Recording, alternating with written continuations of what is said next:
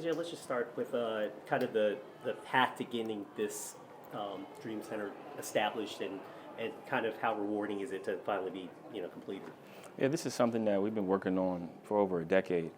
We started with collaborating on ideas on how to improve our communities, how to really impact the kids. And as a boy who grew up going to boys and girls clubs, we felt like the Dream Center was the right approach. And we started in Oregon, and this is actually our third one and our first one here in New Orleans, and we're excited about the work that went into it. It took a lot of time, thought, effort, and collaboration.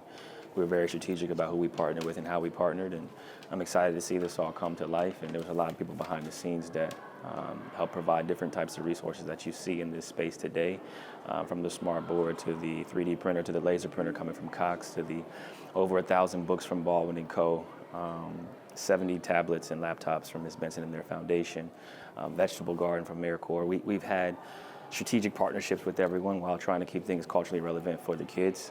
B-Mike did the mural outside, and we're really just excited about continuing to impact the community strategically, focusing on our youth and really just trying to improve our foundation of education here in the community. How important was it for you to get something established in New Orleans?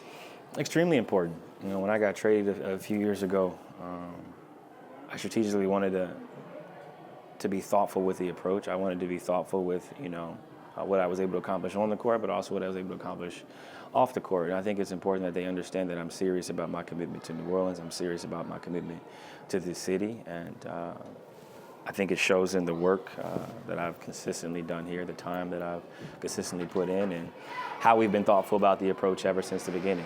But I think it's a lot of people who are doing a lot of work, from Ashley behind the scenes to many of our partners, including the Pelicans, who've been great and super supportive. You've seen Swin here tonight. You've seen Griff here tonight, and as well as Ms. Benson. I think they've collectively continued to buy into a lot of the things that I've wanted to accomplish, and they've assisted in that as well.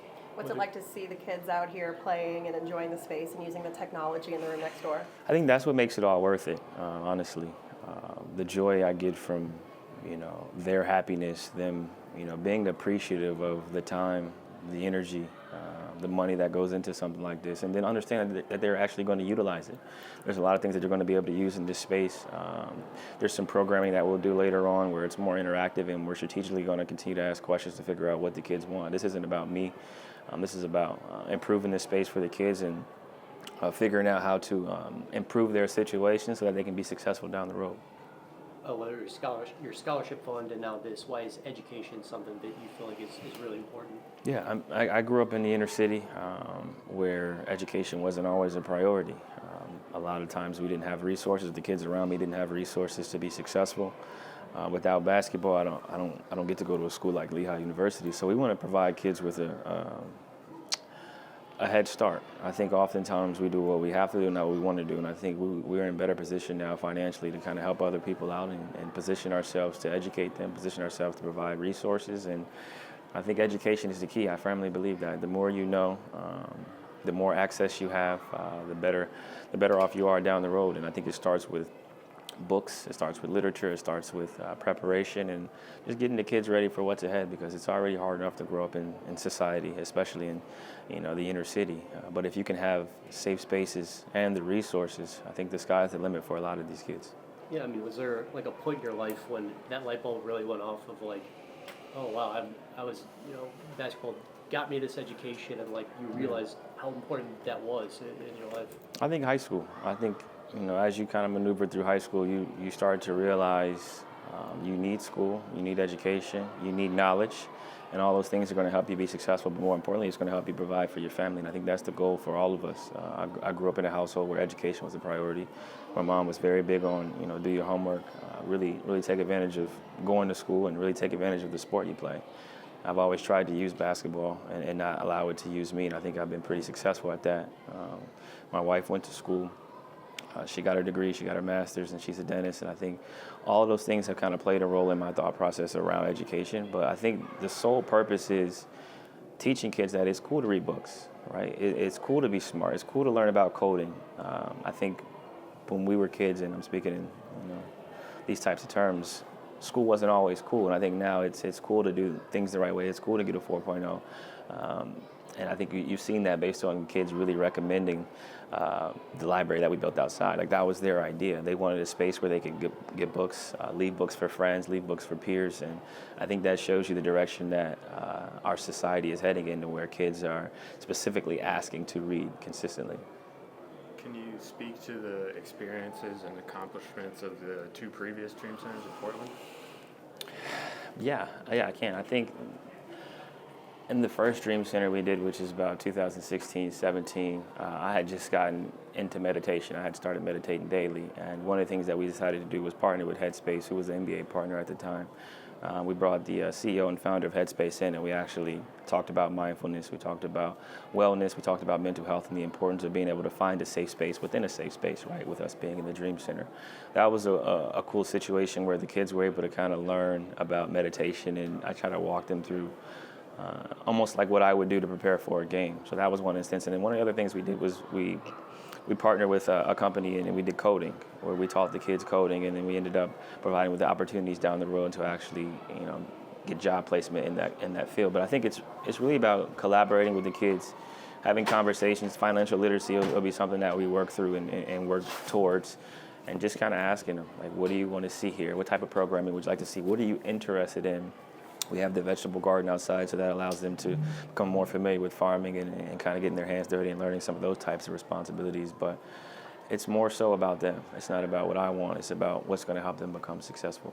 Is that fulfilling, seeing those kids just, I guess, when they come here, as they see the center, they see the things that they've had input in to get fixed here, and finally when they get it unveiled to them, is that satisfying for you to kind of see that?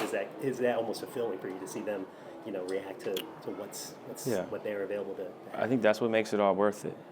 Being able to see the joy and the genuine happiness and appreciation on their faces. Like, they're actually excited. Some of them were doing virtual reality in the back as you guys walk past. They see the books, they see the shoes, they see the colors. It's colors that they asked for. It's books that they actually want to read. There's a podcast station there where the kids are talking about, I'm going to sit down and do a podcast. I'm going to do a podcast. So I'm really excited about that. I think that the sky is the limit for kids when you provide them with the proper resources and education, and they're going to be able to have a step in the right direction here. What was the process like for making this specific Dream Center? Like, when did you, originate the idea, and kind of how did that progress from there? When I first got traded, Ashley and I sat down and we talked strategically about locations. We actually came and visited this space a few years ago and kind of walked it and talk through, like, what can we actually do with it?